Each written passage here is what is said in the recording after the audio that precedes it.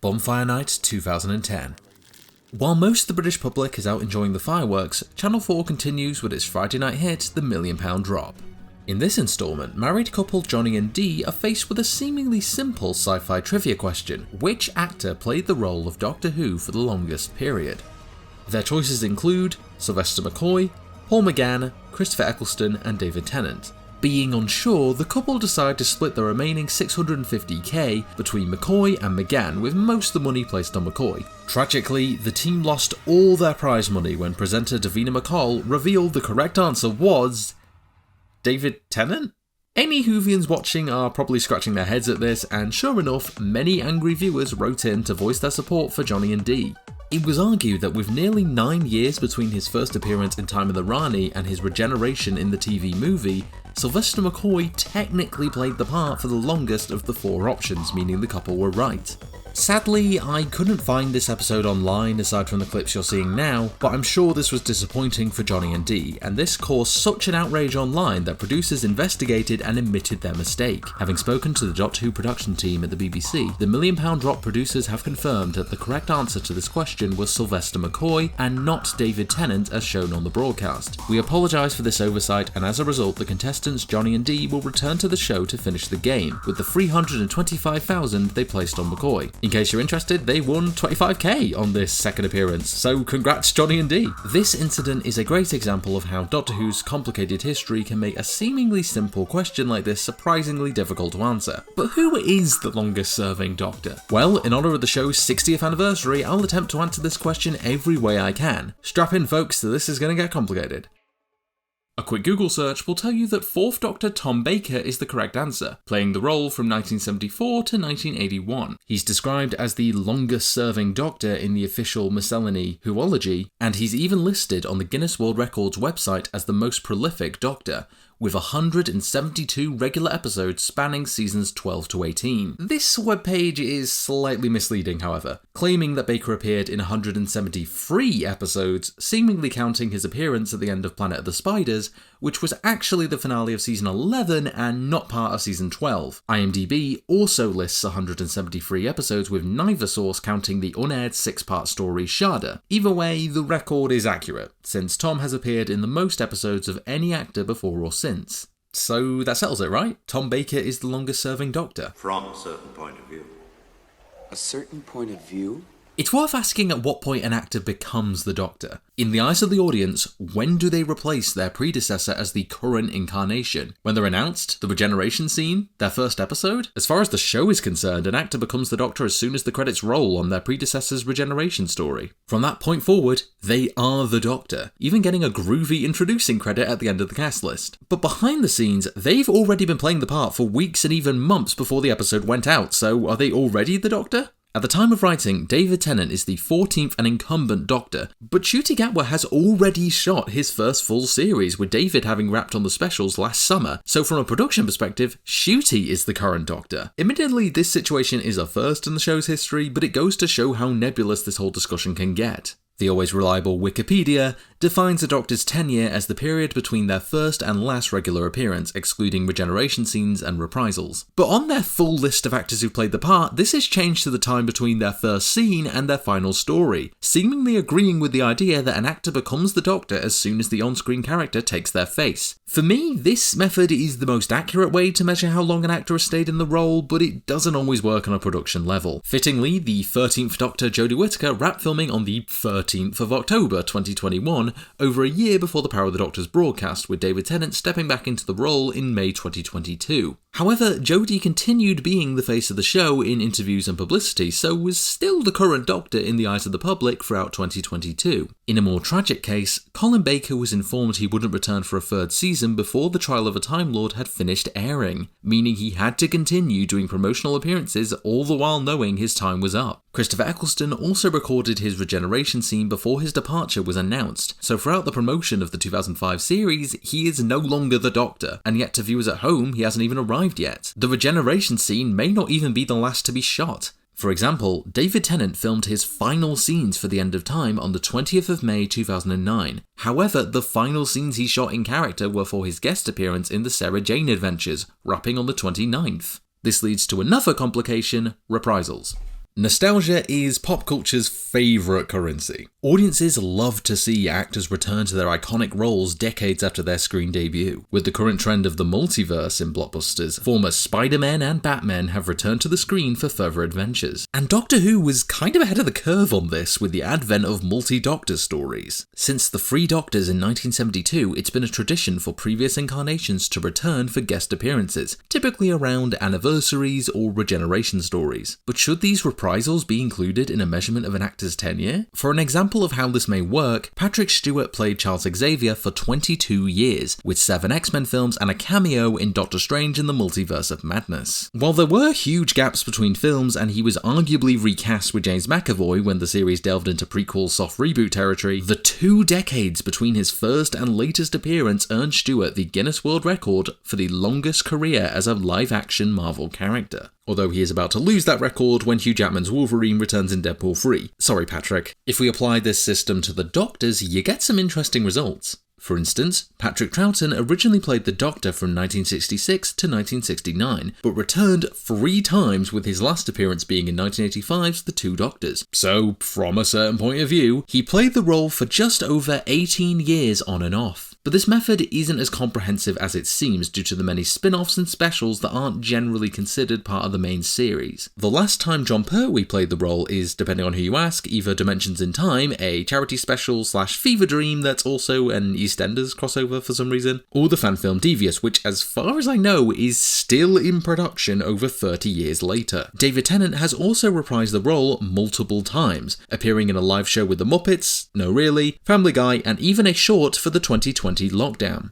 And just this month, the 5th, 6th and 7th Doctors all returned in the iPlayer exclusive series Tales of the TARDIS. Should these be included? It's here where we get into the even more complex subject of transmedia appearances. Big Finish Productions have been making Doctor Who audio dramas since 1999, with every classic Doctor reprising their role sooner or later. Tom Baker was a late addition, joining in 2012, but has gone on to record a full series of new adventures, while Paul McGann's Doctor was gifted a whole new lease of life with 20 years of box sets and specials. Because of these releases, all the living classic Doctors are technically still playing the role decades after their final TV outing. A case can even be made to include these dramas in an actor's tenure, since without them, the 8th Doctor has no era to speak of, putting him at a disadvantage in this debate. Paul McGann's is an interesting case, since he was appointed during the wilderness years between the end of the classic series and the start of the revival, making him the de facto current Doctor for nearly a decade. He spent 9 years in Doctor Who magazine's comic strip,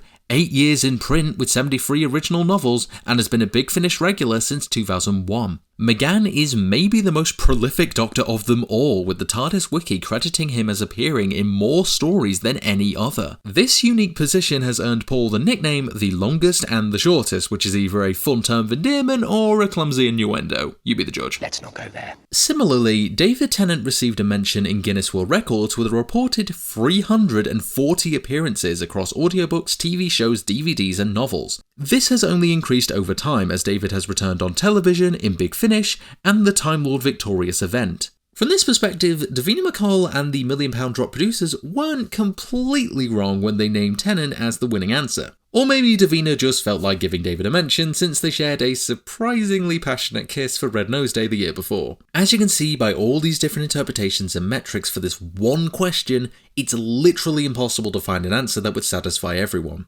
So I won't even try. Instead, I'll present all the different ways I can think to measure an actor's tenure and give the results for each one of them. As explained before, this considers each actor's time as the current Doctor from their first appearance to their last regular appearance. The results are as follows. As expected, Tom Baker boasts the longest tenure at 6 years, 9 months, 1 week and 6 days. But this ranking also reveals some interesting facts. David Tennant's first era lasted for only a month, 1 week and 2 days longer than Jon Pertwee's, while the 2 youngest Doctors, Peter Davison and Matt Smith, have only a year's difference between their tenures. With just the TV movie, Paul McGann's tenure lasted for 1 night only, while Chris Eccleston's one series aired for 2 months, 3 weeks and 2 days, earning them the bottom spots on this list. I was quite surprised by Jodie Whittaker coming in at second place, but that's a result of the long gaps between series due to the 2019 gap year and the COVID-19 pandemic. By this metric, she is the longest-serving Doctor of the revival. Although it's a common myth that there's a contractual 3-year rule for actors who take on the role, none of them have reached exactly 3 years on television, with the closest being Peter Davison, at 2 years, 11 months, 3 weeks, and 2 days. Peter later claimed that Patrick Troughton personally advised him to do no more than 3 years on the show, and it seems he was a man of his word. Peter Capaldi, however, has the most satisfying duration of any Doctor, a clean 4 years from Christmas Day 2013 to Christmas Day 2017. All in all, it seems there's a general pattern of about 4 years for the Doctors of the Revival, with 2 to 3 years being the norm in the classic series. For many of you, this is probably already an acceptable answer to this conundrum, but just for fun, let's keep going.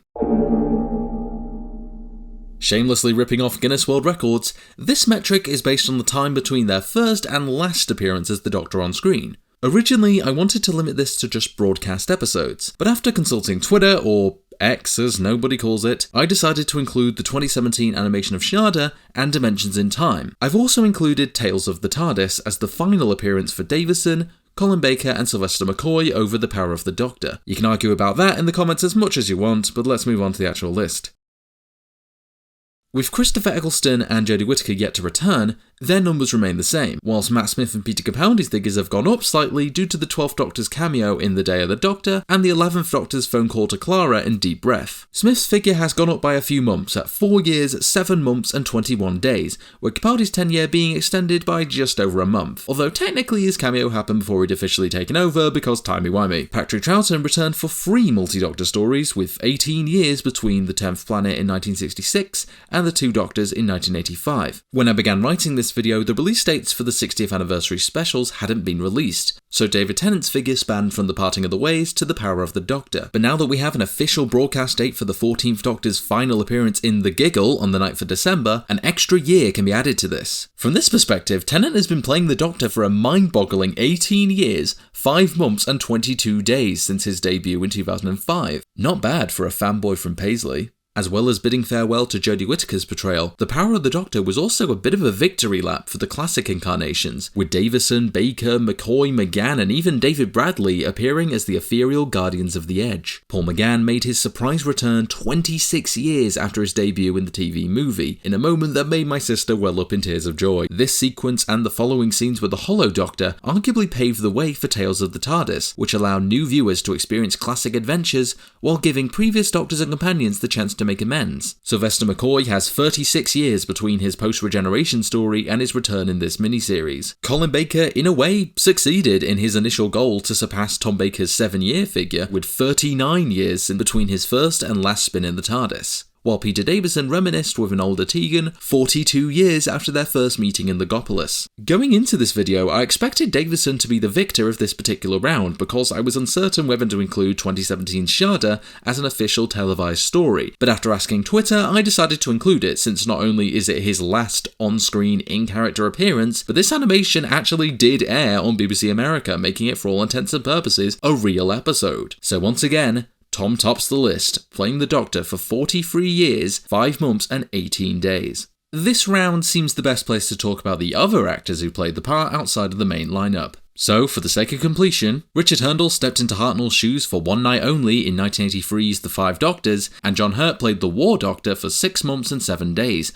between his reveal in The Name of the Doctor and his full guest role in Day of the Doctor. Joe Martin graced our screens as the Fugitive Doctor for 2 years, 8 months and 26 days from Fugitive of the Jadoon to The Power of the Doctor, and David Bradley continued the First Doctor's legacy for 5 years, 3 months and 22 days between The Doctor Falls and the Centenary Special. Meaning he's technically played the first incarnation longer than William Hartnell did. That's not meant to turn this into a contest between First Doctors, it's just a fun little fact.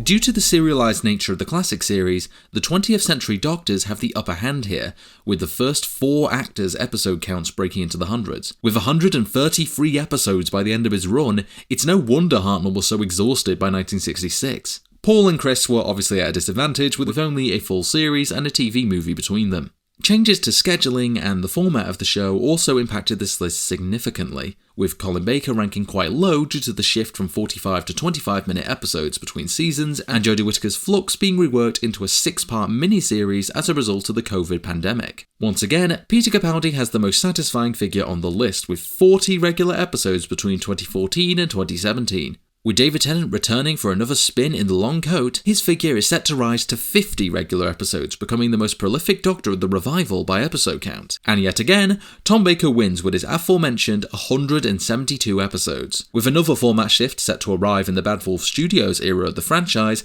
and the general trend of smaller episode counts on TV, I can't see anyone beating Tom's episode count in the near future. Now let's look at this whole discussion from a slightly different perspective. How long until each actor was replaced on screen?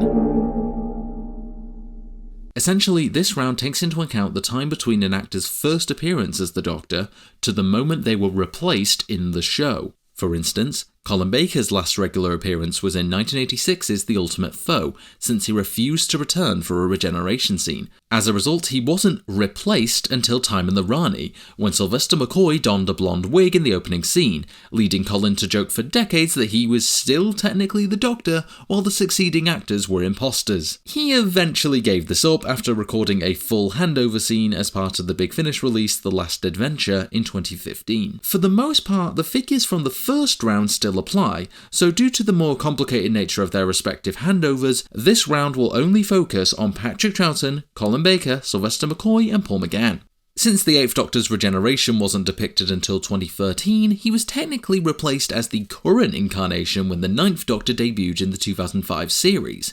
As a result, Paul McGann wins this round with 8 years, 9 months and 30 days as the incumbent Doctor. McCoy almost gets there, being only 1 month and 10 days off. Colin doesn't fare as well here, with 3 years, 5 months and 23 days between the case of Androzani and the 6th Doctor's unceremonious end in Time in the Rani. In a similar case to McGann, Patrick Troughton never technically regenerated into Jon Pertwee on screen, so wasn't truly replaced until Spearhead from Space was broadcast in 1970, earning Patrick just over 3 years as the current Doctor. Including actual broadcast regeneration scenes, McGann still wins this round, with a whopping 17 years, 5 months and 19 days between the 1996 film and his surprise return in The Night of the Doctor. But if you want to include transmedia, Colin Baker finally received a triumphant, fitting regeneration scene in 2015's The Brink of Death audio drama, 31 years, 5 months and 2 days after his first moments in 1984. Colin truly has the patience of a saint. This method probably won't satisfy a lot of you, and admittedly, it's a weird way of approaching the topic. I'm not even sure how you'd approach David Tennant's 2 different 10 years in this round. So let's move on to an arguably more accurate approach to this conundrum. Here we calculate the length of time between each actor's first and last day of shooting. I'm not including reprisals or multi-Doctor adventures, just the production of each actor's specific era. For example, although Sylvester McCoy began filming in April 1987 and finished in June 1989, he later recorded his scenes for the TV movie in January 1996. I'll just stick to the production of seasons 24 through 26. To find the exact filming dates for each actor, I looked at Richard Lloyd's great video on the average age of the Doctor and Shannon Sullivan's A Brief History of Time Travel, which is such a fantastic resource for the production history of the show. And so, here are the results. These results are fairly similar to the first round, although with Jon Pertwee overtaking Jodie Whittaker. The changing landscape of TV production once again greatly impacts our figures. In the classic series, many serials would be completed only weeks or days before their broadcast. For instance, William Hartnell recorded his final scenes for The 10th Planet on the 8th of October 1966, the same day part 1 of that story was broadcast and less than 3 weeks before the regeneration itself aired. With that aside, Tom Baker once again dominates this discussion, with 6 years, 9 months and 24 days between his first day of shooting on the 2nd of April 1974 and his final day on Logopolis on the 24th of January 1981. Interestingly, it's here where you can see the logic for the supposed 3-year rule, since Hartnell, Davison and Capaldi make up the middle of the list with around 3 years of filming each. Unsurprisingly, Paul McGann has a comparatively easier schedule, filming the TV movie in just over a month, while Christopher Eccleston moved on from the series after a reportedly difficult 9 months of shooting. Whew, okay, how about one more round? According to my dad, this is how this whole debate should have been approached from the beginning. This considers the combined screen time for each actor from their first to last regular appearance. I'm going to use the estimates given in the 2017 infographic book Who-Graphica, but since this guide only covers the first 52 years of the show, I'm going to use 2 estimates on Reddit for the combined runtime of Capaldi and Whittaker's episodes. This method can also get tricky and will never be 100% accurate, but here are the results. Seeing each Doctor's era crunched down into hours and days is kinda surreal, especially knowing you could watch the entire McCoy and Eccleston eras in under a day. That sounds like a fun experiment. Perhaps expectedly, these top 7 results are identical to the top 7 from the episode number round, and this makes sense. More episodes logically equals more screen time. Jodie is the first on this list to break into full days, with the rest of the modern Doctors following suit. The longest screen times and the first to break into multiple days are Hartnell, Pertwee, and of course, Tom Baker. Despite airing over 100 weekends in the 60s, if you gave up eating, sleeping, and a social life, you could experience the first Doctor's whole tenure in just 2 days, 6 hours, 24 minutes, and 37 seconds. And finally, the 4th Doctor wins again, with a combined 2 days, 21 hours, 6 minutes, and 54 seconds of screen time from Robot to Logopolis. At this point, are you really surprised? Like most things in Doctor Who, the question of who played the Doctor for the longest is open to interpretation. However, Tom Baker is often cited as the answer, and as we've seen today, for good reason. He won all but 1 round and played the part for so long that to those of a certain age, Tom is as essential to the programme as the TARDIS or the Daleks. But as one of his successors once said, it's not the time that matters, it's the person. Paul McGann has only 3 on-screen appearances, and yet the 8th Doctor has had an incredible impact on the fandom, with decades worth of transmedia adventures and fans still aching to see him again in a spin-off series. The general pattern seems to be 3 to 4 years, and this is for various reasons. They may wish to move on, maybe their hand was forced by external factors, or often they just get worn out. Patrick Troughton, the man often credited with creating the unofficial 3-year rule, was famously exhausted by the punishing schedules of the 1960s, and Stephen Moffat speculated it was the ridiculous amount of line learning that wears most actors out. I never thought what Matt Smith had to do until the very, very end. He was saying, the thing is, you got to learn it on the Sunday, you got to learn it all on the Sunday, because it's the only time you can learn it, and then you learn it again the night before. Because I've been asking, why do you never normally come out for a drink? And he said, because I'm working. I'm working every night, learning not just a small amount of material, but a whole load of, absolute gobbledygook that you've written. And he said you have to have 4 ideas about it. One of which you'll use. We have 4 ideas, so that's what you do the night before, or the Sunday before and the night before. He puts so much work into it. We don't ever think about it. The Doctor is the only real constant in the series, and paired with the added pressures of being a public figure and a hero to a generation of young viewers, it's no surprise most actors can only take so much. Whether you wish we had more time with them or feel they outstayed their welcome, every one of these actors is someone's favourite. Children of the 60s will always have an attachment to the show's magical beginning with William Hartnell, while 70s kids might prefer the action-packed Jon Pertwee seasons, or the gothic horror and sci-fi comedy in Tom Baker's time. The 80s were once seen as a dark age for the show, but now plenty of fans will happily name Peter, Colin or Sylve as their favourite Doctor. Whether you love the show now or lost touch with the series, I can guarantee there are kids out there today who've grown up with Jodie Whittaker as their Doctor, and now a whole new generation will have the same experience with Ncuti Gatwa next year. Tom Baker may never be surpassed in terms of screen duration or episode count, but it's an absolute certainty that each and every Doctor will be loved by someone as much as him. It's amazing to think that all these different actors with all their quirks and idiosyncrasies have all brought this one character to life over the past 6 decades. Happy anniversary, Doctor Who.